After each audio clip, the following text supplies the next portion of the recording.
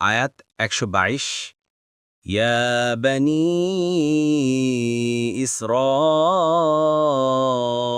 ইসরাঈল আযকুরু নি'মাতিয়াল্লাতী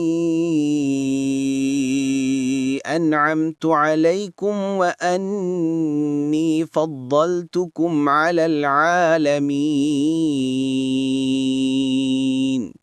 অনুবাদ হে ইসরায়েল বংশধররা আমার সে নেয়ামতের কথা স্মরণ করো যা আমি তোমাদেরকে দিয়েছি আর নিশ্চয়ই আমি তোমাদেরকে শ্রেষ্ঠত্ব দিয়েছি তৎকালীন সৃষ্টিকুলের সবার উপর আয়াত ১২৩ واتقوا يوما لا تجزي نفس عن نفس شيئا ولا يقبل منها عدل ولا تنفعها شفاعة ولا هم ينصرون অনুবাদ আর তোমরা সেদিনের তাকওয়া অবলম্বন করো যেদিন কোনো সত্তা অপর কোনো সত্তার কোনো কাজে আসবে না কারো কাছ থেকে কোনো বিনিময় গ্রহণ করা হবে না এবং কোনো সুপারিশ কারো পক্ষে লাভজনক হবে না আর তারা সাহায্যপ্রাপ্তও হবে না